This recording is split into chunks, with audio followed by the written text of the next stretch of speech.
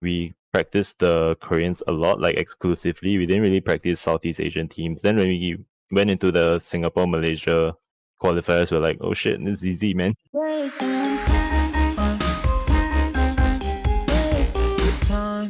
So here we are for another episode of Geographically Challenged. It has been quite a while since we did one, and obviously, as most of our viewers would know, this is normally a Counter-Strike show. Obviously, there hasn't been a lot of Asian Counter-Strike going on in the last month or two, so we haven't really had much of a cause for celebration when it comes to Geographically Challenged. But there has been a little bit going on the other side of the pond when it comes to Valorant, and that's pretty much what we're going to be talking about today here in episode number 31. So if you are someone who's from Counter-Strike and you're not interested in Valorant, I'll just go ahead and say this probably isn't going to be the show for you. If you are someone from Counter-Strike that does want to get a bit of an understanding about what's happening in Valorant, maybe you haven't been paying attention, you want to catch up, that's kind of what we're aiming for here out of this one. I mean, the TLDR really out of this is that we are taking a look at SEA Valorant with the aim of kind of catching Asian CS fans up to speed if they haven't really been paying attention. And on the other side of the coin, if you're a Valorant player, a Valorant fan who hasn't really got much information when it comes to Asian Counter-Strike, we're trying to give you a bit of that context that is missing when it comes to these players that have come across from Counter-Strike into Valorant. So obviously a lot of that is going to come through the lens of Benkai and PPRX, so we're probably going to be focusing more on like Malaysia, Singapore, and sort of those SEA pathways. But we're kind of considering doing things like a Philippines episode with maybe someone from the Bren roster, obviously, who qualified for Berlin as well. Maybe a Japanese-specific episode as well, if we can find someone, and potentially also a Korean episode. So I guess if there's interest there, feel free to sort of let us know. You can put that down in the YouTube comments. And yeah, I mean, we'll try and churn a few out. But for now, I think the focus of Geographically Challenged, again, unfortunately for those of you who are CS fans, seems to have shifted a little bit away from Counter-Strike and more towards Valorant, just because, like we said, there isn't really much Counter-Strike to talk about. So, as usual, we've got the usual crew. We've got Bleh back. We've got Pilsky back. You should know all of them by now if you're a regular viewer. And once again, we have a returning viewer in Mr. Benkai, who is someone that we've seen kicking around a fair bit within the Valorant scene. The last time we had Benkai on, we talked to him about his decision as to why he would move over to Valorant. That was back in episode number 26. So if you're interested in sort of that whole story and why PaperX moved from Counter-Strike to Valorant, you can sort of take a look at that, jump back before you jump into this one. So I think maybe we just start to get things underway here. And again, with the context of what we're trying to do being catching up CS viewers and informing Valorant viewers of the history of this team and how the region has sort of looked. I want to start off with Counter-Strike, right? So I want to talk about how the Counter-Strike scene was like early on. Benkai, obviously, you were someone that was involved with Counter-Strike really, really early on in the piece. Bleh, you're the same. So I don't know if you can maybe paint a picture for us. Maybe I'll give this one to you, Bleh, to start things off, of what Asian Counter-Strike might have been like really early on in the Counter-Strike Global Offensive days. Like, what were those early lands like? Kind of who was competing in those sorts of tournaments, what regions were playing, and what the relative strength of it was. And then what we'll do is we'll start to sort of look at that through the relative, the view, I suppose, of Valorant and how that sort of shapes up and how that kind of compares. So yeah, maybe let us know what you think about how Counter-Strike sort of started off within Global Offensive in the Asia region. I think it was the biggest problem with CSGO when it started out in Asia was it was a non-starter. Right, like that. I think that has been the problem that kind of plagued Asian CS for the longest time. And if memory serves me right, like you're talking about countries like Korea and even China for that matter, two countries who had the most amount of success in 1.6, particularly, they didn't transition into CS till CSGO rather, at least for like a year and a half maybe. We saw the MVP PK guys like Solo, Globe, Bale, the old school Project KR team transition pretty late, 2015 if I'm not mistaken, to CSGO. So most of the players who got into CSGO early on in Asia were primarily like fresh-faced kids who had never really played 1.6, didn't have any history in 1.6 nor source. I do have to say, however, in the Singaporean scene in particular, it was kind of active. Like you had Impression joining in early on.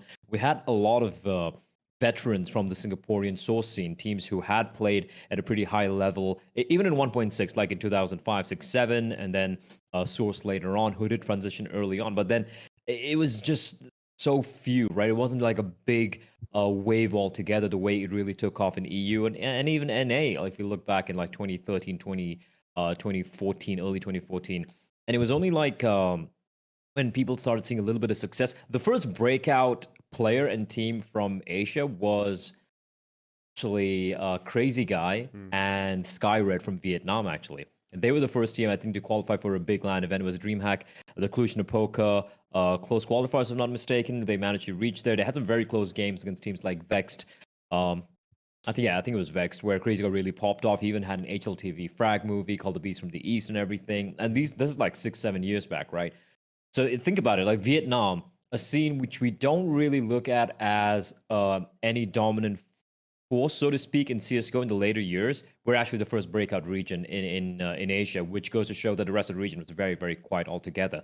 So if you compare this to how Valorant really popped off, I feel like Counter-Strike, like CS:GO in particular, set the base for Valorant in Asia to have a fantastic springboard. They're already pre-established teams. They're already players who are playing at a very high level altogether.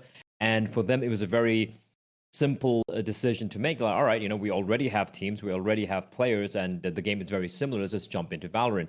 In CS:GO, it didn't exist. Again, esports in 2012 was a very different beast altogether compared to what it is right now, right? Like, even League was just starting off. Dota 2 had just had a couple of internationals. It was still a very early time where there weren't really too many established teams. Orgs were a rarity. There were no real solid orgs. Maybe I could mention Tyloo, perhaps. Yeah, Tyloo, maybe Vici. That's the only two orgs that come to mind which seem legit in the entirety of Asia. And now you look at Southeast Asia, you look at Asia, there's so many orgs which are pretty legit. Of course, there's still scummy ones around as well. But I feel like it's also, like I said, it's about CSGO serving as a springboard for Valorant, number one. And number two would be how the esports scene altogether in 2012 in Asia is a whole different ballgame to what it is right now. I mean, I guess just quickly as well, I don't want to go on a massive tangent here, but as far as Source was concerned, what was that like for Asia in general, right? Was that something that you were involved in? And like, obviously we know where Counter-Strike Global Offensive was, and you're sort of talking about this transition from Global Offensive over to Valorant. Is there more of a platform, right, from Global Offensive to Valorant than what there was from Source to Global Offensive, if that makes sense? Like, there wasn't really that much of a building block from Source in Asia. Okay, Source is very, very small in Asia, and I guess I might be a little biased. I think Ben would probably know this best, right? So Singapore, actually, I feel like they were the one region which transitioned from 1.6 to Source and stuck with it. While you had like the Koreans, the few Koreans who played 1.6, you had a Chinese in WNV and Tyloo, and then the rest of Southeast Asia not really popping off, but I feel like Singapore Source scene was pretty solid overall. They were pretty competitive, but then again, it's a very small scene altogether, right? And I'm not sure why they were some of the earlier players to transition to CS:GO. Maybe the similarity between Source and Go, that was something which was talked about earlier on when the game first came out, right? A lot of 1.6s were like, this looks much more like Source compared to CS:GO. That could have been a reason. Maybe Ben knows this better. Like, Singapore did have a pretty healthy Source scene. Oh, no, he doesn't. All right, this is way before his time. This is like old school stuff. I feel like Alex should probably know. Like, Alex, the coach, right, for the side of PaperX, he was young. He was a youngster when, the old Source veterans were kind of like retiring but transitioning. But I say that, but it really didn't matter, honestly, whether it was 1.6 or Source, right? It still really didn't transition into immediate success. We saw a mixture of some of the old school Source players and a few new kids coming in. But the biggest difference here is every time anyone's asked me, like, why was Asian CSGO bad? Why did it struggle? Was it because there was no real clear transfer of knowledge? There was no, they were always playing catch up with EU and NA. None of the old veterans from 1.6 and CSGO and Source really transitioned immediately into CSGO. However, if you look at Valorant right now, number one, it's a brand new game, great marketing done by Riot, so everyone is playing it the moment it came out. And number two, there is a direct transition of all these veterans and even up and coming players, like a young kid like Forsaken, for example, who's playing for PaperX right now. He was starting to really pop off in CSGO, and then suddenly I don't think he's even hit his peak, but at his best right now, he is directly transitioning into a brand new game, which everyone's starting to pick up at the same time. So a lot of factors over here, which is why Valorant has kind of popped off in Asia.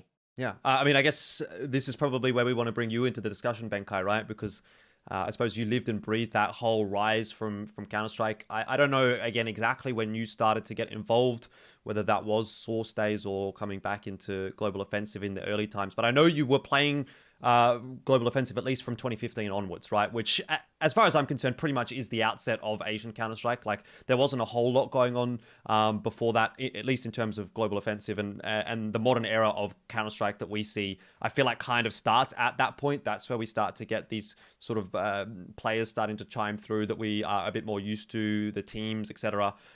So yeah, what's your sort of opinion on how this all sort of, I think, directly compares, right? How does the Valorant, the first 2 years of Valorant, right? We've already had about a year and maybe it's sort of starting to creep into a second year now, compared to those sort of early days of Counter-Strike? Like, how does it feel? Is it different? Is it the same?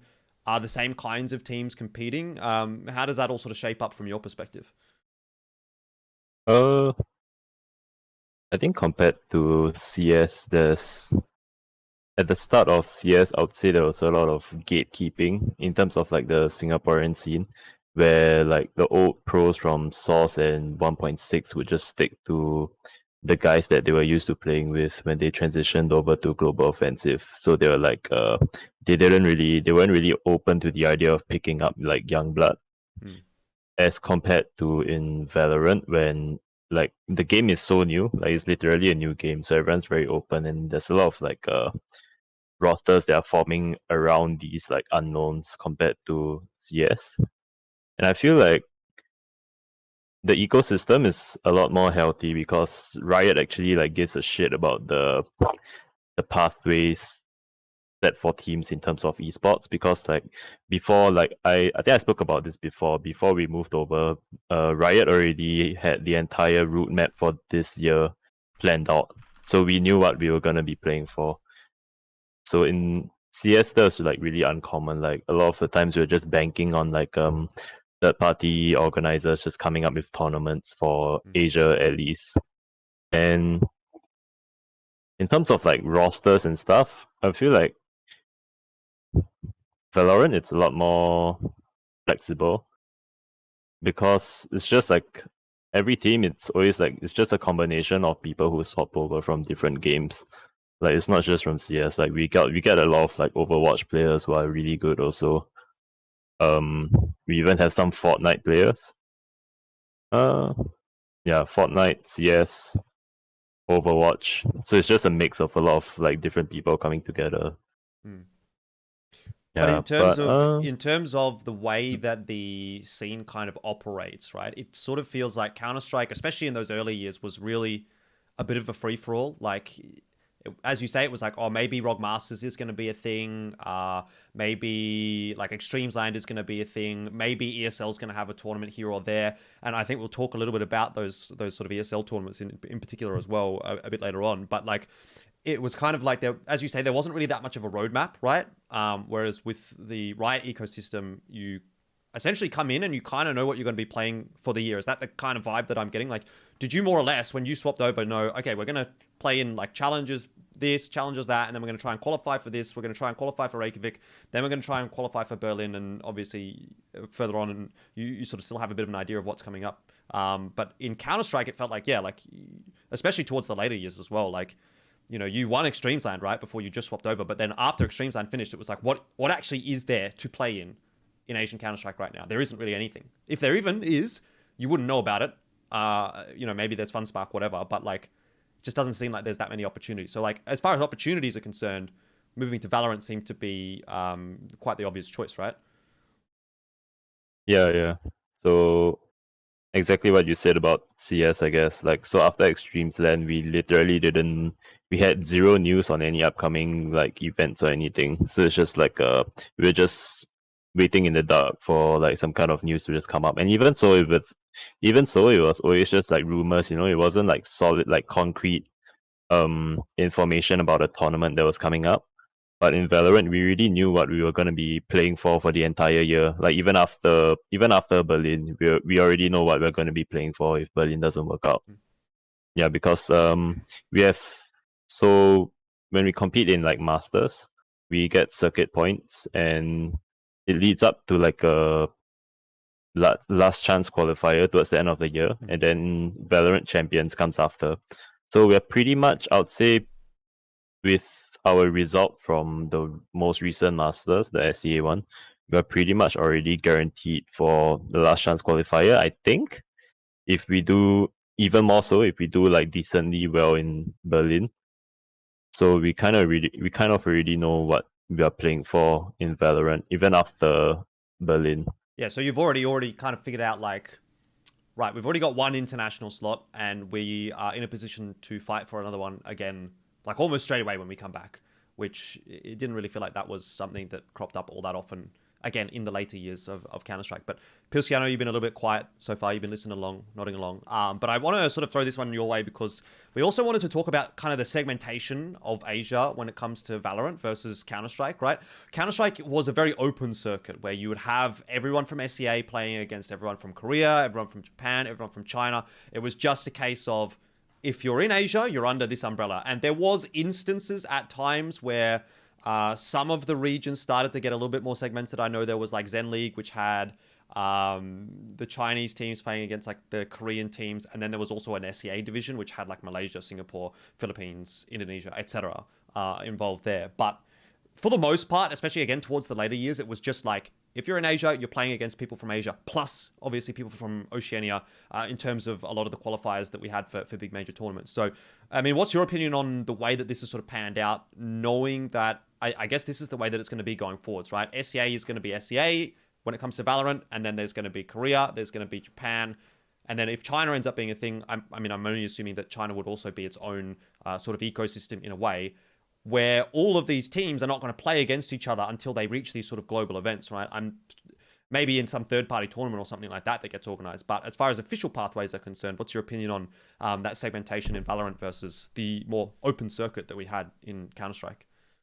Well, I think it gives like a lot more opportunities to people from Asia, obviously. Like you compare a lot of the qualifiers to like IEMs and stuff like that. It might be like a 16-team event. There might be, not even guaranteed, but there might be one spot for Asia as a whole. That includes like Korea, Mongolia, SEA, and all that kind of stuff. As opposed to Valorant, where it's like you talk about the segmentation.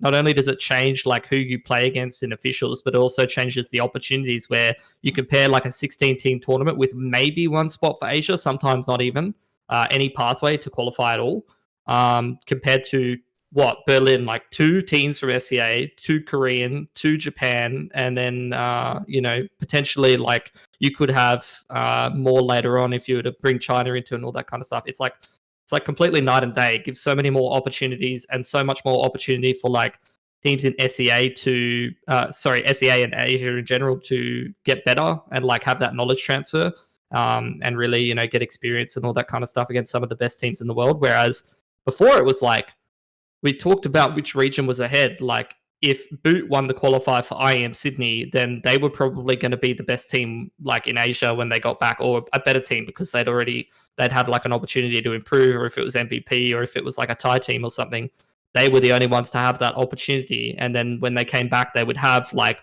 boot camp experience and they would have learned like, practice a little bit more, and they would be more motivated than the other teams who hadn't had that opportunity. So, it changes a lot of stuff. And and in particular, like talking about that, I kind of wanted to ask Benkai as well what his thoughts on the segmentation in general are, like in terms of not competing against some of these teams in officials. Do you still practice against them like when it's not like an official tournament and stuff like that? And what do you think the differences are in general? I think the segmentation is, I'd say it's a good thing for the rest of Asia because it gives like everyone like equal opportunities. Not like in CS when everyone was just like fighting for one slot. But in Asia, I feel like it's healthy for us to have more slots and more chances to like play in these international events, but also I don't know, like sometimes I feel like the slots could be used for, I wouldn't want to say, because like, okay, so my personal opinion was when I watched the Japanese qualifiers, because we do scrim the Japanese Yep. from like time to time, and they are honestly not as good as Southeast Asia or Korea. Can I I already want to know cut what you you're off for gonna a say. second? I here. already yeah. Go on, Jordan. Because Pilsy and I were literally talking about this yesterday, right? When we were preparing for this episode, Pilsy's like, "Man, you should see these Japanese teams playing Valorant." Like, and he just pulls this round out, and there's like this fucking smoke down on a site. You've got like no avenues of attack. The only place you can walk in is through this smoke. There's like 5 seconds left, and fucking this team just like full send straight through the smoke. It's like running down Inferno Banana, fucking straight through a smoke into the B bomb site and getting absolutely obliterated. And he's like, yeah, that's literally just how they play. So, I mean, look, yeah, it seemed exactly like what you said.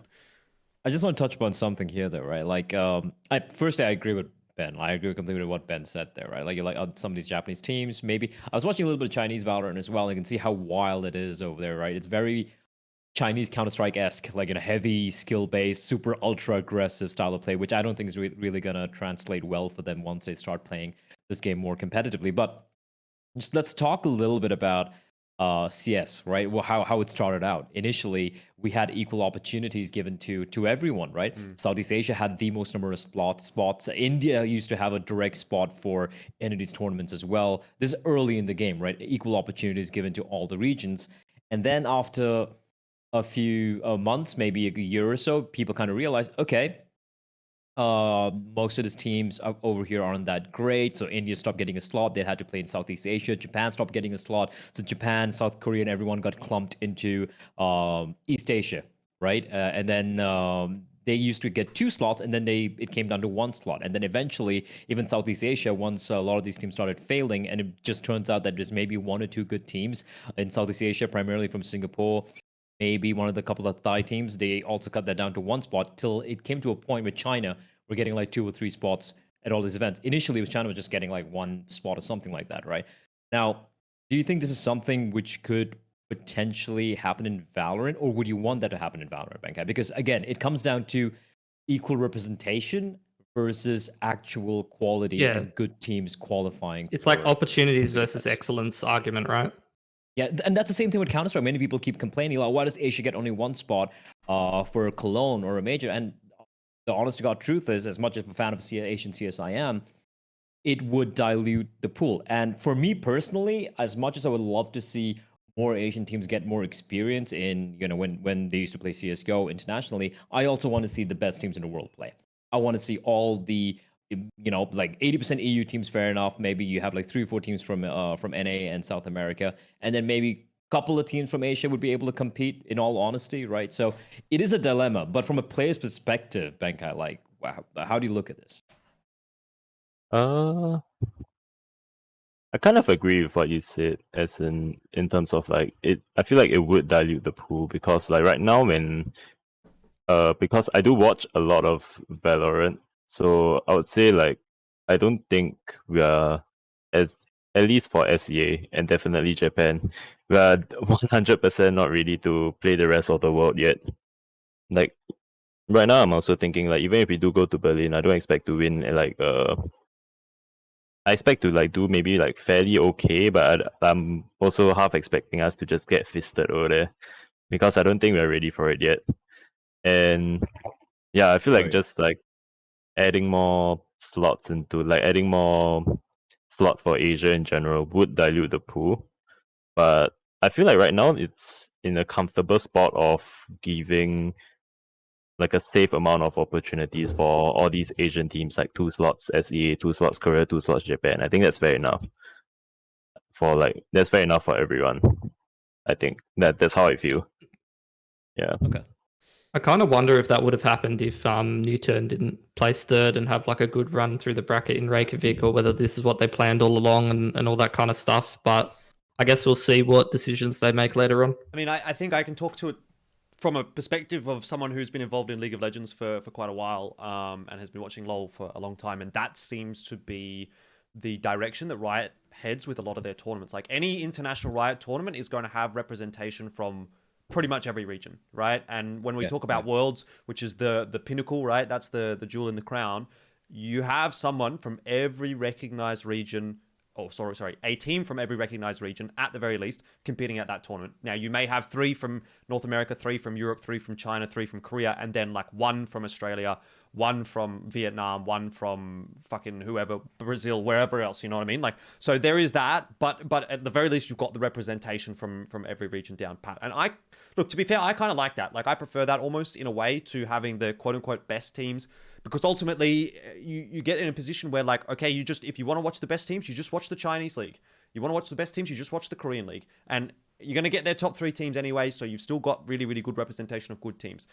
I get the argument of having the best teams in the tournament as well. I understand that from the perspective of a purist and whatever, but ultimately, I think if you're going to try to build a global esport, and if you're going to try and build this around the world, you need to have people who are in underrepresented regions having the ability to cheer for someone that, you know, like, am I going to cheer for someone from North America, even though I'm from Australia? Like, maybe, yeah, I guess, because it's like quote unquote Western team, whatever. But if there's an Aussie team, obviously I'm preferring to watch the Australian team. And I can tell you from personal experience, and maybe it's not the same for you guys, but at least for me, when there is an Australian team playing in a tournament overseas, I am more likely to watch that tournament than if there is, let's say, all of the best teams from in League of Legends, Korea and Japan. Like, I'll watch it, I'll tune in maybe for the grand final, but if there's an Aussie team, there's a good chance I'm going to watch all of their games, or the majority of their games anyway, even if it's like 3 a.m. or something like that. So I think that is the benefit of having that kind of circuit. Absolutely. I agree with you as well. And like, again, I'm speaking from a purist perspective, but speaking about growing a game, right? I feel the blame lies with Valve here, because from ESL or DreamHack or any other TO's POV, it came to a point where they're like, why is it on us to try to dilute our tournament, right? Yeah, when it talks true. about top tier teams, and give like 4 or 5 slots for Asia. Why should we do the work when it's a region which is already struggling quite a bit? You know, why should we take the onus on ourselves? Well, Valve never did that, right? Valve never really, for the majors, for example, they just listened to what the TOs did, and they never really took a stand. And I agree with you. I feel like the third-party TOs having just a 1 slot for Asia, and right now barely having any slots for Asia, I don't really blame them. It's not on them. They have a business to run. It's not their game anyway. And, you know, for them, it depends on the viewership. Where does the viewership come from? From NA and from EU primarily. You want to concentrate on that, right? So why is it on you to have all these, have like 2 teams from Korea, 2 from China, whatever? There's no guarantee they're going to be, they're going to have enough viewers because of that. And 100% they're not going to be even performing well as well.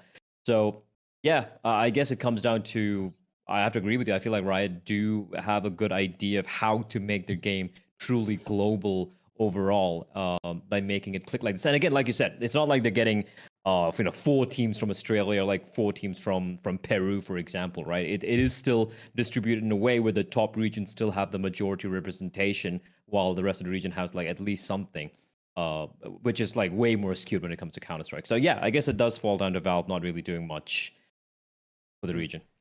All right, well, I want to move things along here because I think we're sort of going over time on our first few topics, which does generally tend to be the case. We always like to have a bit of a waffle, like and go on tangents and whatnot. I want to bring this back to Valorant, and in particular, what Benkai and his team have been able to achieve, and how they sort of achieved it, and again, how that relates to their experience in Counter-Strike, right? So I guess let me set the scene to begin with, and then we'll sort of get your opinion on how this sort of all pans out, Benkai, and start to fire a few questions at you, right? So obviously, when you very first swapped over to Valorant, at that point in time, when it came to Southeast Asian Counter-Strike, PPRX was the #1 team in the region. You had just won Extremesland Southeast Asia. So when it came to Malaysia, Singapore, Philippines, Thailand as well, you had beaten all of those kinds of teams. And these are the ones that you end up inevitably having to compete with primarily when you move over to Valorant. And when you do that, PPRX, I mean, let's be real, it has a bit of a wishy-washy start, right? There was a couple of 4th place results in some of these qualifiers that we saw like early on in February, March this year. And you went from essentially being the best team in Southeast Asian Counter-Strike to not necessarily getting banged out of competitions by domestic opponents, but, you know, we're talking like if PPRX or Boot or whatever, one of those teams back in the day, ever lost to a Singaporean team in Counter-Strike, that would have been like, what the fuck is going on? But as soon as you move over into Valorant, that is exactly what you're dealing with, right? So that's where I want to set the scene to begin with. What kind of, I guess, mindset shift did that have to occur for you to go from being the best and easily the best, and probably the best in SEA, to maybe not even being the best in your country. Was that something that, you know, you and your teammates and whatever kind of had to deal with? And what was that kind of like? Was that a bit of a shock, I suppose, or did you expect to come over and, in a sense, almost dominate from the outset? I'd say when we moved over, we made it clear, like everyone in the team made it clear to each other that we would drop like our egos off, like any ego that we would be bringing over from CS, because it's a completely new game, and we were very mature in the fact that we knew at the start we would get banged out, probably, even by like domestic teams, like people we think that we would never lose to, you know. But we knew that we would get there even, like we'll slowly get better, because there's like a really in Valorant there's like a really steep learning curve. So after we got a grip of how, like, we brought over the way we practice from CS over into Valorant, and we just stuck to that formula, and slowly over time we just like got better, and we started like dominating these like local domestic teams. Yeah, so I guess we didn't really feel any pressure in terms of like, oh, we were the best in Counter-Strike at the time, we have to perform if we switch over. We didn't really feel that kind of pressure. We just felt like, okay, it's a new game, we are gonna get fisted probably for like the first few weeks, but we'll get the hang of it soon. And Alright. like slowly, yeah, we did. I wanted to ask as well, did anybody have to do like any soul searching in terms of their role, or in terms of, you know, reinventing themselves as a player and stuff like that? I mean, I know you weren't always like a IGL kind of figure when you started in CS, at least. I know you were like lurking and doing like some secondary calling, maybe, I'm not too sure. But now you're like very firmly like IGLing the Singaporean team and stuff. Was there anybody else? Like I noticed Devi is playing Sky and things like that. So what's your thoughts on that? In terms of roles, I would say that there wasn't really a lot of shifting going on in terms of when we just swapped over from CS. Like most of our roles are still the same. So Forsaken would be on like on the duelist and stuff. But I'll say we didn't put a lot of emphasis on having fixed roles in the team, like which guy is gonna play which agent, because I feel like a good team consists of players who knew how to play like every agent, and they always understood like what was the role of that agent. I feel, because like otherwise like there would just be a lot of one tricks, you know. So you like in Val, I feel like you either had to be really really good at one agent, Yep. or you had to understand all of the rest of the agents equally well. So I think we tried approaching the second option. So Mhm. everyone just started learning like all of the heroes, so that we'll be like really flexible. Mhm. Because yeah, so we didn't want to be one of those teams where we just kept playing the same agent composition every time. Yep. Yeah.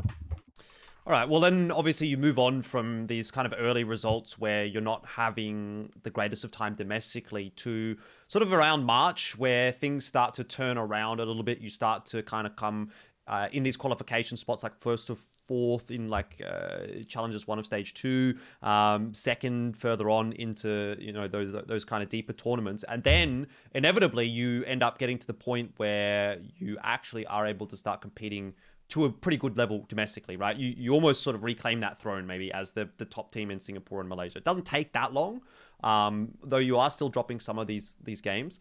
Once we see you then move a little bit further forward, you make it to the sort of Southeast Asia competition, right? You've moved from domestic to Southeast Asia. That's now where you start to run into some of these Thai teams, and you start to sort of struggle against them a little bit. So it's again like, it's like a building block, or maybe a step, right? You have that first step where you've reached the Singapore Malaysia crown, but now you've got another step where you have to play against the Southeast Asia teams, and you're still kind of dropping some of those games against them. Inevitably, what we see is you don't quite manage to qualify for Reykjavik. You miss out in the Challengers finals. You come third place there, which I guess isn't necessarily a terrible result, obviously, given how quickly that had kind of occurred since you swapped over from Valorant. But can you kind of talk us through maybe what things were like at that point in time? Because, of course, very quickly after that, Shiba replaces Tommy. So, I mean, I want to get into that discussion, but first I want to kind of know what was it like in the lead up to that tournament that tried to qualify for Reykjavik, and then right after that, how was the mental inside the team, and were you kind of hitting the level that you had wanted to hit at that point in time, or was it maybe a bit behind what you wanted to do? What were you guys sort of thinking at that point? I think leading up to Reykjavik, we were just we knew we were underprepared, so we were ready to just accept whatever result that we got. But obviously, we also worked really hard for it at the same time. But I mean, our mentality, we were just ready to go in and just try our best, like obviously. But we got pretty. I'd say our mentality wasn't as strong as it was during the Berlin Masters, because sorry, we had a lot of pressure to win at the time because we knew we practiced so hard for it, and if we knew that if we lost, we obviously be disappointed. So that led into a lot of rounds where people would try to like win the game by themselves, and our communication would just like go out of the window. So I feel like we did a good job in like slowly siphoning that out after Berlin. But leading up to it, I guess we just practiced as hard as we could, and we were actually really close. Like we were really close to getting into the grand finals. Like we were in the upper bracket grand finals, I think. No, upper bracket finals, sorry, against X10, and we were up like it was really like it was a best of 3. We already won. The score was 1-1 already, and we had match point for like 4 rounds or something, and we dropped the ball and we just choked all the way. So after that, like our mental just like went out the window, and we just lost to like the following Thai team that came after that. But after that, yeah. No, go on, Benkai. Yeah, but after that, we just like picked ourselves up, and basically we dropped Tommy because he couldn't properly learn the role to what we needed him to be, because like we didn't have space for him to, like he wasn't flexible enough to learn another agent, because he's just like he's the kind that was just like cause in Counter-Strike it was like mainly the entry, right? Like he would just run in and just shoot people. So naturally when he swapped over to Valorant, he was in that role also. But we didn't have the room for him to do that, because we really had the 2 best duelists in Southeast Asia. So we put him in a position to go and learn Sova, which he did really try his best, but it didn't reach the point. It didn't reach the level that we needed him to be. So after that, we just figured that we were just gonna get someone that's already an established like initiator agent player in the region. So that's the main reason why we dropped Tommy. Interesting, like how you mentioned that, and I feel like one of the cooler things of Valorant is in Counter-Strike. When you play Counter-Strike, when you talk about roles, right? Maybe Pilsky can add in a bit as well. When trying to pick a player from the wild, you usually don't find a pre-made IGL or like an already defined entry. You find a player, and then you mold him into what you want to be for the team. While in Valorant, I feel like it might be a little easier. I feel, generally speaking, again, I'm not talking about like super high levels of Valorant, but it's like, oh, you need a Sova. We're looking for a Sova. And you will find people who are going to be applying for that, or you'll probably find someone from the wild who's probably good at that particular character. Do you think that is something which is easier overall? Like, since you were looking for a replacement for Tommy and you found Shiba, but let's say it was Counter-Strike, do you think it would have been a much more harder search for you guys, Benkai?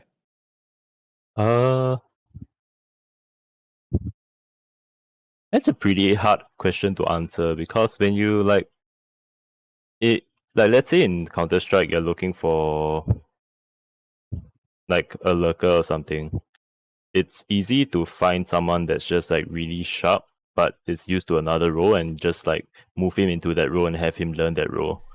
But in Valorant, it's like, I don't know, it's a very tricky question to answer, because in Valorant you can learn the agent, but sometimes you might not play it to what the team How the wants you agent should to be play played. it. Yeah. Okay, the team wants to. I think it's for two Yeah. reasons. Like it's because of the abilities and the layering of how all the characters are differentiated, and I also think it's because it's a new game as well. Like in CS, you might look for someone and they've already been playing for 8 years or some shit, you know. Whereas true. in Val, like you no one can get up to speed like that fast. You have to have already put a fair amount of time into it, I think. Yeah, but I mean, to an I extent, it's also like I think in a way the roles are, again, I'm not an expert on Valorant or anything like that, but the way that I look at it is that there are more defined roles in Valorant than what there is in Counter-Strike. So immediately, by virtue of you being the kind of person that plays this character, that leads you to play this kind of play style. Whereas in Counter-Strike, you're all True. on the same level, so you just play a different way based on what you're, the way that you feel. But it's a little bit easier to identify that in Valorant when you go, I need this kind of person, so let's look at people that play this kind of agent versus this kind of agent versus this kind of agent. And I think that probably helps to define things a little bit as well.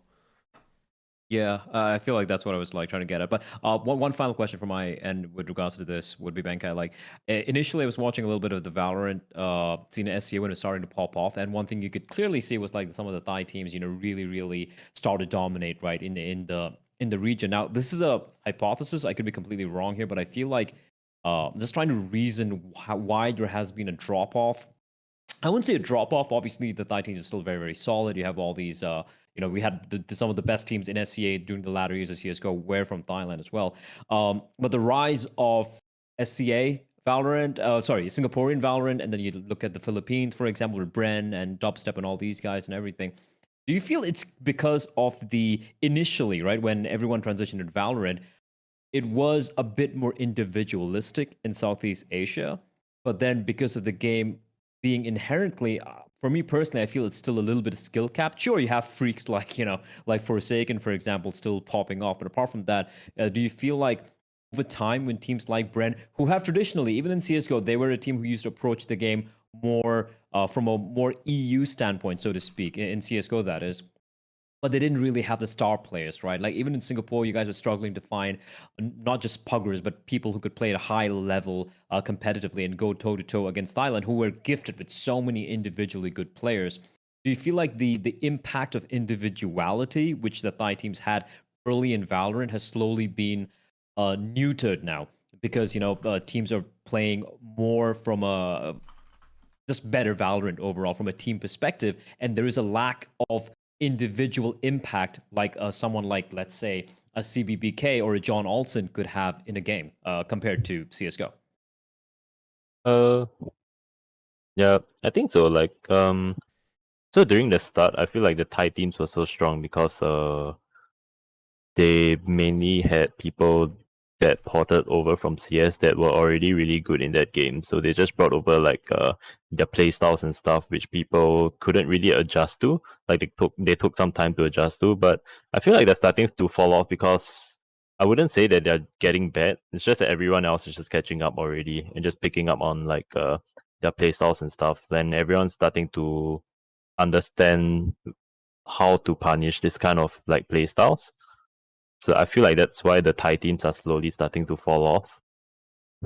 I'd say because that's how we approach the Thai teams also. Like we knew that their playstyle is just mainly like it's pretty individualistic. They'll send people like John Olsen, PTT, those kind of guys who just go for like solo picks and stuff. It's very CSE. And it still hasn't really changed so much. Yeah, so I feel like it's always a gamble when these Thai teams play. It's just like whether their star players decide to show up on that day, and if they don't, then results like what just happened like during this this past week will just happen again. Like X10 they may get out of groups. Full Sense came kind of close, but they still got shut down by Alter They Ego. lost to the Indos, didn't they? Or was it? They lost to Alter Ego. It's a team from Indonesia. Yeah. So I feel like that's what it's just when the Thai teams understand how to play that sort of like EU style a bit more, I feel like they'll be a lot better. Okay. All right, well, let's jump back onto the timeline then, right? Where you have just failed to qualify for Reykjavik. You have replaced Tommy with Shiba. You come back out of that and you essentially do it all again, right? You go through that whole domestic circuit. You go through that whole Southeast Asia circuit. You qualify for the Season 3 Challengers playoffs, which is obviously what you've just played to qualify for Berlin. And let's sort of focus in on this event a little bit, because obviously this is the most recent result, and this is something I think people are kind of interested in probably hearing your thoughts on. So before we talk about some of maybe the individual results and the individual matches, I just want to get a sense of what was, again, the mindset behind PPRX coming into this one, where prior to it, right, when you were looking to qualify for Reykjavik, you were thinking, maybe we're not quite ready. We could have potentially made it, but we've only had a few months or whatever in Valorant. Does it come to this point in time now, in sort of mid-late August, where you go, all right, like this is the time for us as PPRX to qualify? Or, you know, and we're talking about all these weight of expectations, etc. Is that actually on your shoulders now, or was it still the formative years, I suppose, for PPRX, and this was maybe a surprising result? I wouldn't say it's a surprising result. We're kind of like, we're already expecting ourselves to qualify for this event, just based on how much we've practiced and how prepared we think we are as a team. And although we think we are not as prepared as we should be, we knew that it was enough for us at least to qualify to Berlin.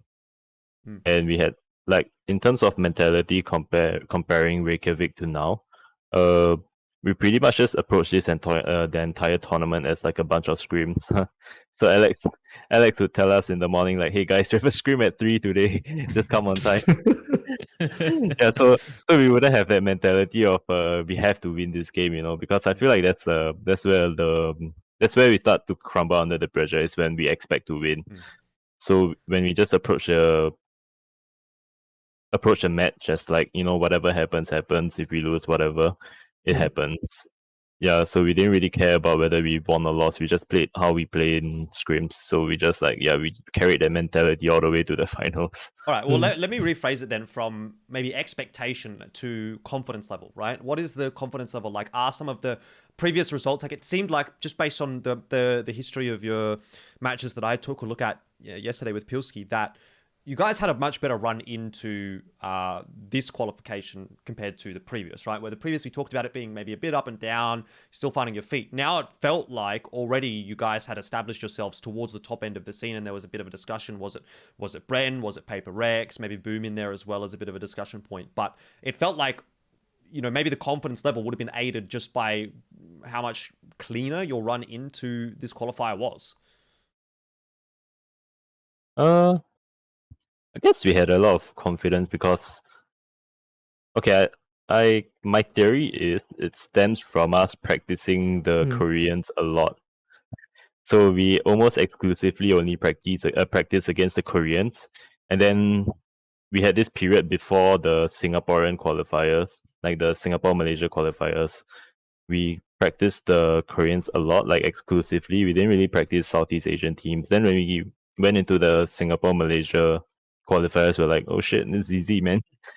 Like, yeah, I was actually that's actually something I was talking about yesterday with Jordan. Is like first of all, to like touch on what you were saying before, it sounds like, you know, whoever it is, whether it's Alex or whether it's you and whoever else, has kind of adopted this thing of like, you guys have a bit more of a growth mindset than a fixed mindset, and your confidence level comes from how much practice you've been doing and all that kind of stuff, and that's really what contributes towards that, as opposed to like, you know, I don't know, like that ego approach of we have this specific result, or we feel like we are this good, or, you know, Devile Forsaken is top 10 in Radiant the entire act, every fucking act. So that was one thing I picked up on. But the other thing as well is that this is something I said to Jordan that was like a direct contrast to CS, where because everything's segmented, I actually legit thought that would be the best approach to prepare for these tournaments, is that regions don't play the other teams from their regions. They interplay amongst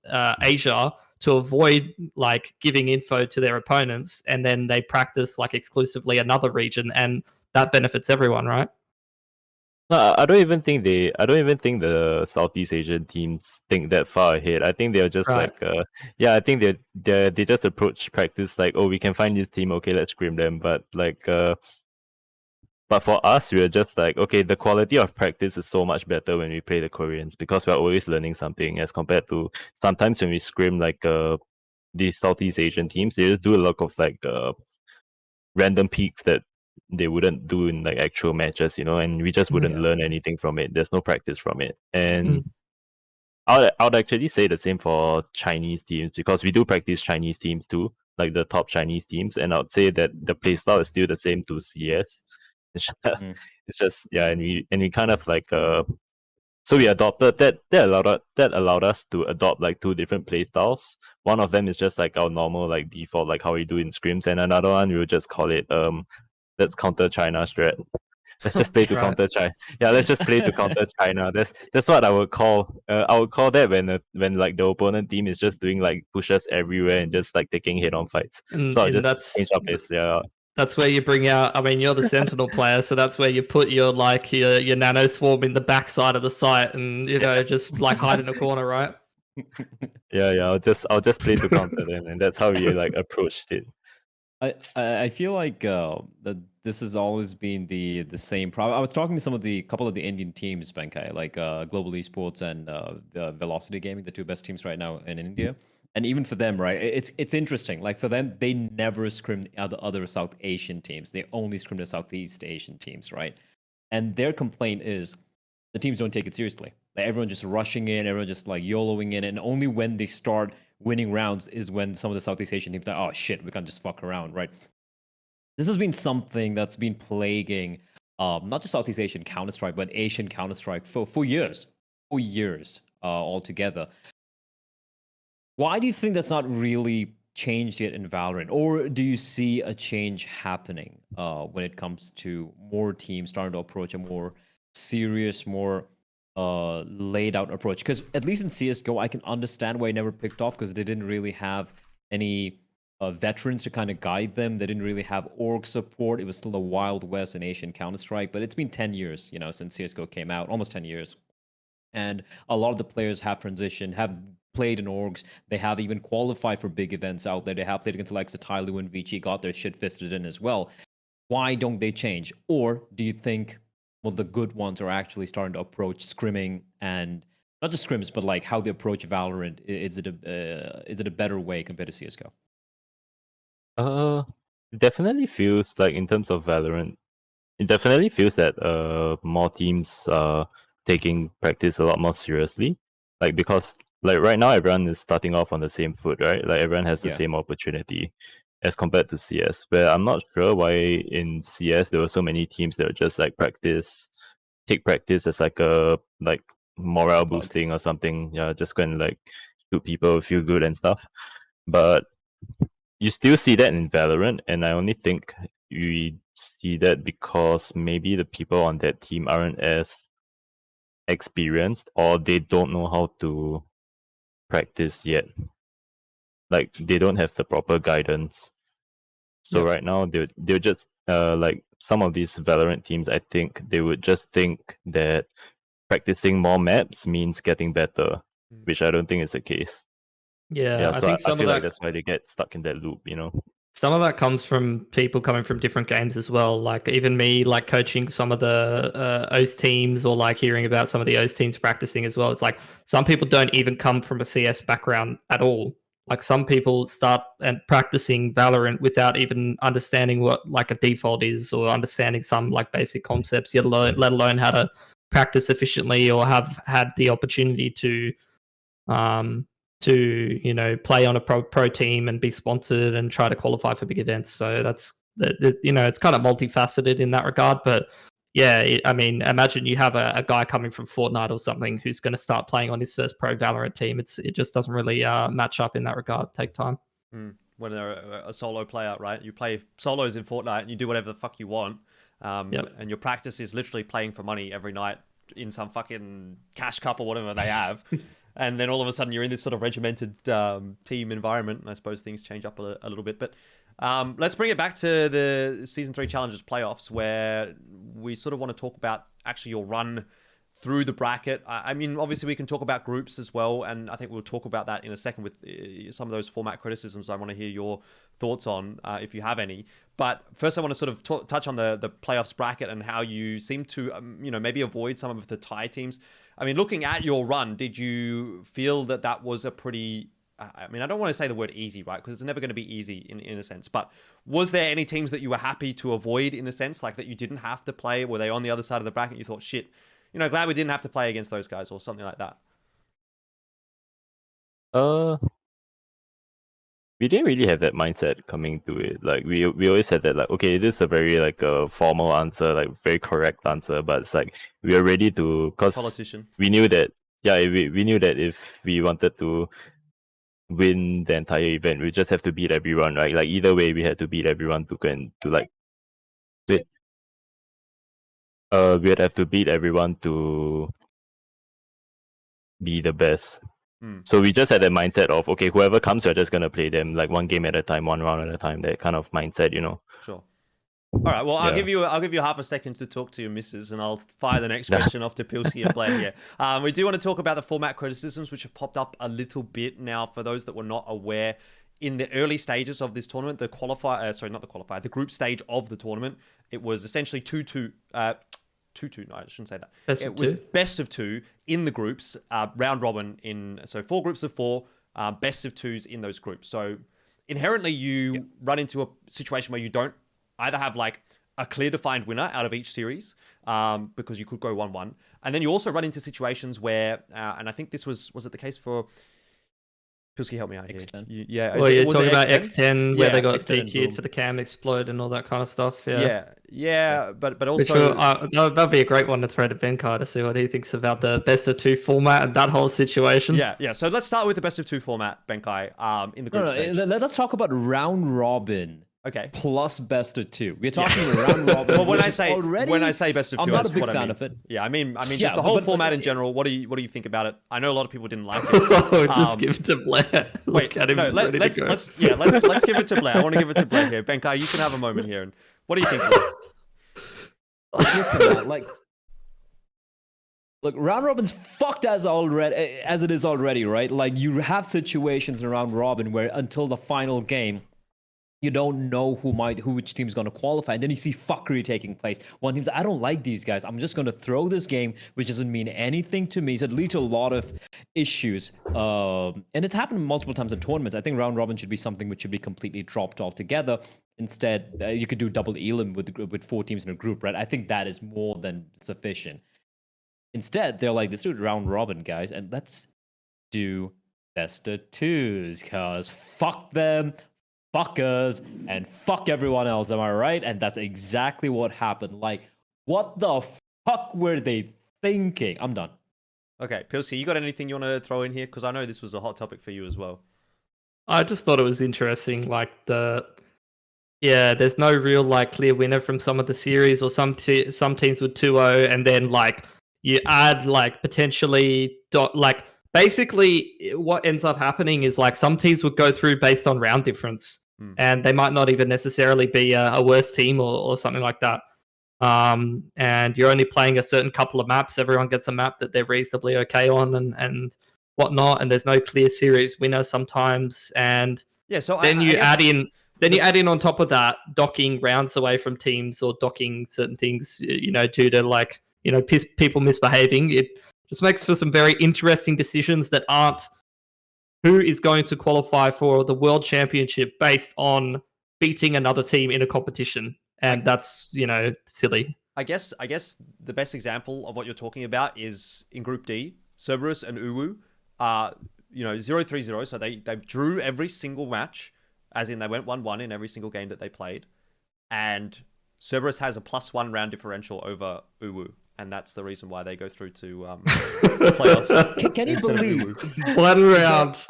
There are actual fucking giga-brain geniuses on Twitter and on various platforms who are like, oh yeah, they deserve to go through because round difference matters. What the fuck are you thinking? Like, it doesn't matter if you win 13-1 or 13-10.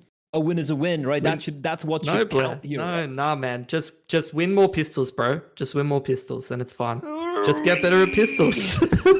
Fuck! Okay. Like, it's so annoying, dude. Well, we've heard from the peanut gallery. Benkai, what are your thoughts? Are you for, against? Do you have anything you want to unleash? I know you probably don't want to go too ham on it, but what did you think of the come on, format Ben. in Come on, general? Ben. No. Spit it Honestly, honestly, I don't even have like any like real complaints about it. Like obviously, like cause it's my first time playing this kind of format also. Like not round robin, but best of twos. But After I feel like 6 years of professional Counter-Strike, this is his No, first time it's, playing it's, Dota 2. I mean, why would you complain? He qualified, so what's the problem True. with the format? You don't There's have to nothing wrong worry with it. about format if you win all your games, Selfish. There you go. yeah. There you go. Yeah, but like I think maybe okay. Honestly, like either like it's either best of one or best of threes for me. Like best of twos is just like like. And I remember seeing some tweet from the guy that like overseas Southeast Asia. It's like, oh, best of two formats calls for more exciting round differential spin-offs. I'm like, they're like Fucking kill me. Pilsky's reaction. I'm like, you know, I love you. I Mitch love is- you, Pilsky. Mitch is red. He's just cooked. Let's give him a moment. How long is it going to take? It's gonna take like Probably been about 10 seconds already. More exciting, yeah, sure. Like, why not do Russian roulette at the way same that time? he framed it, spin-offs. It's just like it's like a soap opera or some shit. Like, what? Wait, listen, if you want to make it exciting, right? Why don't we get as a decider, get a revolver, get a 6-shooter, put like one bullet in the barrel, and the loser fucking dies. How fucking high stakes exciting is that? Like, you die in real life. Why the fuck not do that, right? Russian roulette, boys. Like, All let's right, fucking go. I have a little bit more of a tame idea. What if you run a Swiss stage and then you run a bracket stage? That could work. I feel like there's a It'd take a tournament we've month to seen do end, that but before. yeah. Like, I feel like there's been a tournament or two that have done that, that they might have been a major or something like that. Starlighter did it, if I'm not mistaken. Yep. One of their events. But yeah, it's going to take about like 2 or 3 weeks to run. That's a lot. Well, yeah, I guess it depends. I don't mind. I mean, yeah, I can't complain. I suppose that is the one thing. It's like you can have all these games going on at the same time, though. Like, do you necessarily need to have, every single game at different times, right? Could you just When has the run TO round one, ever round two, round complained? three, and then that's Like, it? About more when has the games. TO ever complained about more games and more hours on the broadcast? Like, ever? Well, clearly this TO, because they had best of twos, Pilsky. They didn't want a 3-mapper. Okay. Anyway, I think we're done with that one. Yeah, I think that's fine. I think the TLDR is done. Now we want to talk about maybe. Let's talk about these games that you sort of played in the lead up. The first one against Boom Esports, obviously a team coming through from Indonesia. And I don't even necessarily want to talk about it in terms of, what happened in this game? How did that go? What did you think? Blah, blah, blah. I kind of want to frame this in the context of, again, in comparison to Counter-Strike, and we'll talk about this in the context of the Philippines region as well with the game against Bren. Like, an Indonesian team, full Indonesian squad, the fact that there are so many Indonesian players and so many Philippines players coming through into Valorant that just didn't really, either didn't exist in Counter-Strike or didn't really achieve a whole lot. And granted, I know on the Boom roster there are a couple of Counter-Strike players, Blaze King, Asterisk, Eeyore, we sort of saw them around the place a little bit. But I want to sort of give this one first to you, Bleh, and can you give us maybe a bit of context on what the Indonesian Counter-Strike scene was like in particular? Because when Pilsky and I were talking about this yesterday, right, we're like, okay, what Indonesian Counter-Strike scene really was there? There was like Rekka Esports for a little bit, and there was also, at least in terms of players that were successful, really only 2. There was Bentet and Execute, and that's it. That would be like the latter years of CS:GO in Asia. Initially, the best team in Asia arguably would have been NXL. Frost Misty. I'm sure Benka would remember some of the names, right? Frost Misty. You had. Rozo, was that one of them? Rozu was in there. Rozu. Rozu was there, right? These are the guys who picked up Benkai as well. Sorry, Bentet in between. And they were in 2013, 2014, they were the team to beat. This is where before Tyloo really transitioned back into Counter-Strike, right? The Chinese scene was still very, very in a very nascent stage.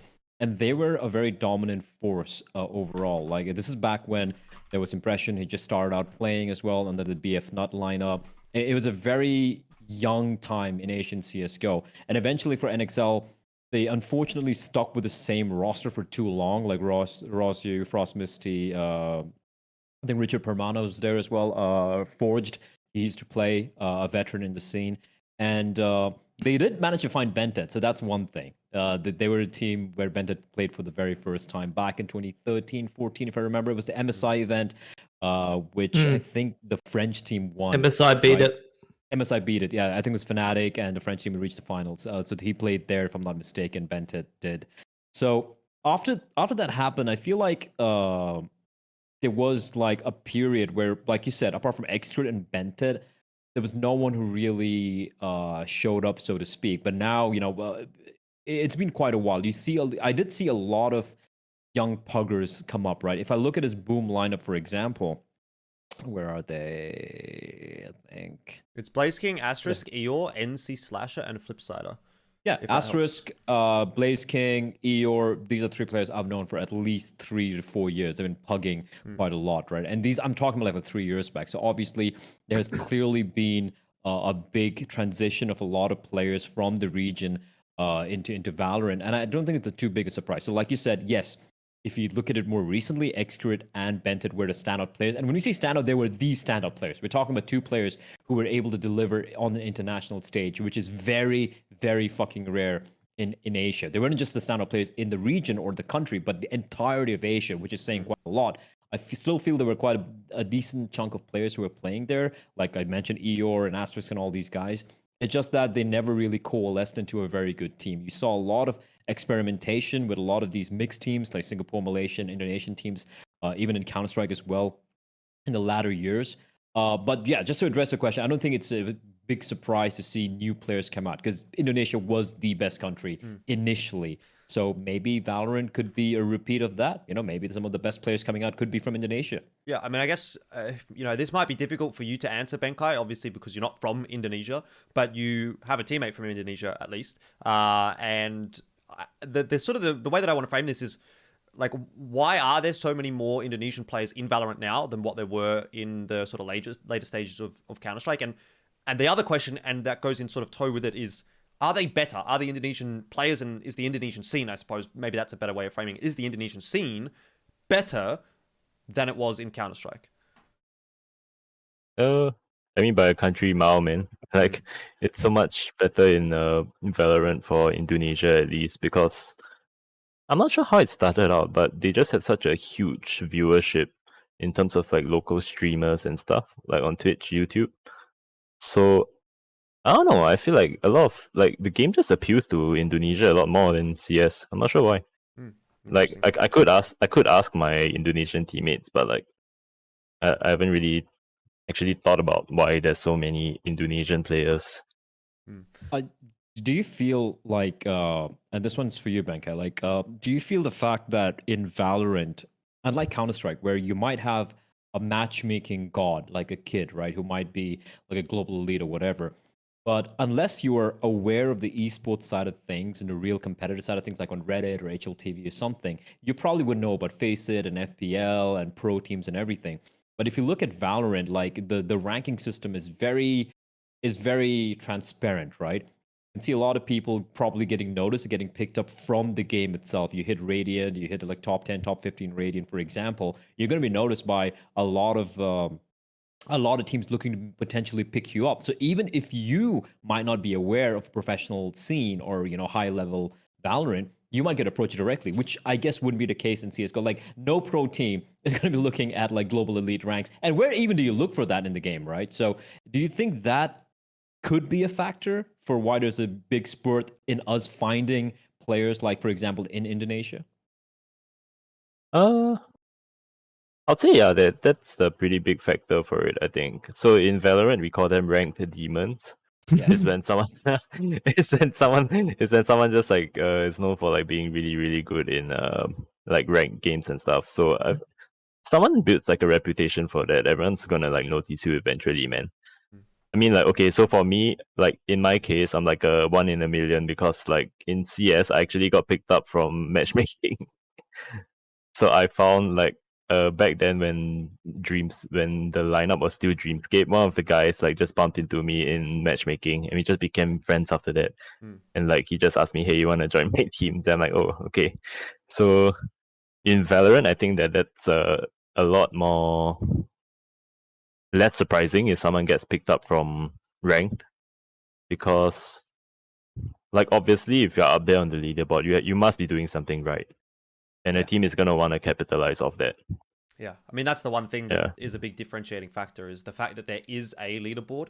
Like I feel like it's not like back in the day in esports, like a long time ago, maybe 10, 15 years, it's not unreasonable to just be running into sort of the same people at the same time in the server and eventually starting to play with them in a bit of more of a competitive sense. But now it's kind of like there are so many more players playing that you might not see the same people on a regular basis. But if they're on a ladder and it says they are the best in the game, then you see that and you say, okay, well, maybe that guy's worth a shout, which obviously isn't really something that we get in Counter-Strike, and certainly seems to be a factor in Valorant. Now, again, it's sort of the same kind of a topic, I guess, with the Philippines discussion. I think maybe we can skip over this one because we just don't have too much time.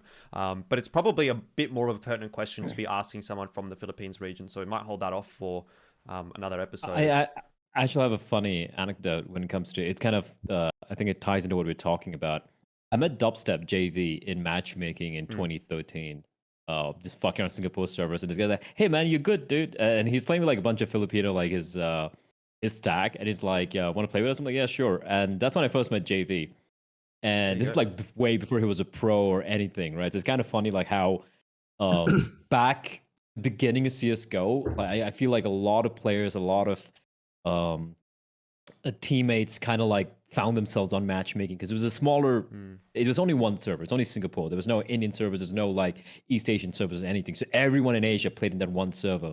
And once you reach a certain rank, like a global lead or SMFC or whatever, you kind of know each other, right? So it's an interesting story. Maybe we can talk about it later on if you probably get Dubstep on board. Yeah, we're looking to at least. Well, I mean, ideally we want to get Dubstep on for an episode in the next couple of weeks, or someone else from the Philippines region. So I'm sure, maybe there's a few people from the Philippines watching that could recommend us some people. I know that the casters as well as someone that we've sort of looked at to potentially bring on board. But yeah, that's a discussion topic for another day. For now, I kind of want to get to what I find the most interesting about this entire show. Like, this part is the one that I've been looking forward to, getting your opinion on Benkai. And this is where we get into the whole discussion of making the switch from Counter-Strike, doing that grind all again, and, the question of whether or not it was worth it, right? The first thing that I sort of want to frame to you is do you think PPRX as a team and yourself have actually come out ahead by virtue of that swap, right? Because, again, we talked about the fact that you were the number one team in SEA Counter-Strike. Now, maybe you're not the number one team in SEA Valorant. Maybe you are. But have you come out ahead overall, right? Is it a net positive having swapped over to Valorant? Yeah, obviously, like, after, like, so far, just based on results this year alone, I feel like we've made the right choice moving over. And right now, we've already established ourselves, like, quickly as one of, like, the teams to beat in Southeast Asia. And I feel like it's only going to keep going up because we know that we know that we have a lot more to improve on. And what we have is really enough to beat like Southeast Asia. So we're just gonna keep like working on it. Okay. And then I also want to talk about, maybe the fact that you're still, in a sense, kind of at this point at the same level you were in Counter-Strike, right? So again, you're probably still one of the top teams in the Southeast Asia region, and you can qualify for international tournaments, which, to be fair, towards the later stages of Counter-Strike, you weren't able to do because of the Chinese CS domination. But let's just say, like, maybe we talk about 2018, 2019, where you're attending IEMs and Zen Leagues and whatever it was back in the day with Boot. Is it enough to satisfy you having now swapped over to Valorant and, in a sense, still being at that level? Or do you as an individual, do you as a team need to find some international success to be like, again, not necessarily was that worth it because we've already sort of established that fact, but does it satisfy you to still be at that same level, or is there that motivation, that need or necessity almost to sort of do something better in Valorant than what you were able to do in Counter-Strike? Yeah, definitely. Because when we swapped over, we told each other that we actually have the chance to be the best in the world as compared to in CS because we didn't have to play catch up. And even if we did, we only had to catch up with the rest of the scene for like a few months or something. So I feel like right now we're not. It's assuring to me that we are more or less at the same place of where we were in CS, but at the same time we do still want to accomplish a lot more than that. Yeah, like like for me it's not enough to Okay. just be at that level because like the main reason for me was like I wasn't really happy with where we were at as a Counter-Strike team, and I just want to take that further in Valorant. This is a bit of an aside and not even something that I planned for, but were you ever happy with the level that you achieved in Counter-Strike? Uh, Honestly, I would say maybe towards the end, not really. But honestly, in my like formative years, I would say yes, because like I got to like travel around and stuff and experience things that a lot of other people wouldn't. And I mean, I was lucky enough to call myself like one of the handful of Singaporean players that actually had this as like a profession. Yeah, and I'm still lucky enough to say that I do it now. So Yeah, I guess I'm satisfied. has worked out. Now, in that topic, I suppose, where you say you want to have some more success internationally, let's very briefly touch on Berlin. It's not, we don't want to do like a whole preview episode or anything like this of what we think is going to happen and whatnot. But just from your perspective, and maybe you can, if you've obviously scrimmed against the Korean teams and maybe you've seen the Japanese teams and whatever, give us your thoughts on the competition initially. Like how do you sort of see things panning out? And maybe your expectations for not only yourselves, but maybe some of the other Asian teams as well. How do you see Asia in general actually performing in Berlin? Southeast Asia, I think will do fairly well, like some close games here and there, maybe. Japan, maybe they'll get fisted. Koreans, I want to see them. I want to see them go far because, like Vision Strikers, when you play them, they're actually like really insane. Like I think I think they are actually like world class. So I'm excited to see them play against the other teams. But um, I feel like maybe we'll do reasonably well if we get like a pretty good draw. Like maybe like one Japanese team here or there, maybe the second seed for Korea, we can still like at least kind of match up to them. So yeah, we're kind of banking on us having like a good group stage draw in order for us to do like fairly well. What would be like the pass score and what would be the overachiever, right? You're looking at the split between first, second, then third, fourth, fifth, eighth, ninth, 12th, 13th, 16th. So I think maybe the pass score would be right 9th, 12th, or is that even actually a very good performance if you get to 9th, 12th? 9th, 12th would be. I would already call it a really good achievement, actually. As sad as it sounds, but like I think ideally 5th to 8th. Yeah. Yeah, top 8 would be like, oh shit, we've actually done really, really well. 9th, 12th is like, oh, you know what? Like that was fine, but it wasn't necessarily an overperformance or an underperformance. And I suppose if you go out in 13th, 16th, then it's kind of like, shit. Well, we're better luck next time. I think we might start to wrap the episode up there, unless Pilsky or Bleh, do you have anything else you want to fire in Benkai's direction? I have a quick one. Why the fuck is Forsaken so good? I don't know, man. The guy just plays so much. I'm really happy that he's coming into his own. Like after because everyone just knows him as Xcrit's brother, But he's really like making a name for himself, and I hope he can go even further when we get to Berlin. That's a hard mold to break. Number 1, your Xcrit's brother. Number 2, you've got a pretty infamous name. So there you go. He's got to eclipse 2 things in that regard. I guess my last question is, I already asked you before the episode, like whether you're going to boot camp before, and you said no. But are you going to stick around and try to practice the international teams and whatnot, and actually try to spend a bit of time developing the team, or are you just kind of trying to go in and out because of COVID and all that kind of stuff? Right now we're not too sure on like what's the restrictions in Germany. Like we don't really have plans to stay there to like practice against the international teams. But when we get there, we're gonna have like a maybe 5-day quarantine in the hotel where they will give us like practice PCs. Mhm. So we'll probably like spend those days just like practice, like trying out like the different like European teams, like NA maybe. But other than that, I don't really see us having any plans to stay there for a boot camp afterwards, because like it's just hard with the guys that are not from Singapore, like the Indonesian guys and the Malaysian. Like they have more, their passports aren't really as That's strong. yeah, not as strong as the Singaporean one. Yeah, the Yeah. Singaporean passport's one of the best passports to have, to be honest. I don't want to see any of those. Like, I mean, I don't even know what the equivalent of would be in Valorant, but the classic like HLTV post of X player misses X event because of visa issues. Like, that's like the nightmare. Yeah. Yeah, well, it could happen. I think that's something that we have to sort of cross our fingers for, particularly when it comes to the Asia region. But we can only hope for the best. Obviously, wish you the best as well, Benkai. And my final question before we close this show out is, do you still like eggs? Of course, man. Like it's still in my name. And wait, can I point to it? Where is it? It's below you. You can do it. Come on. There you go. Yeah, okay, I got it.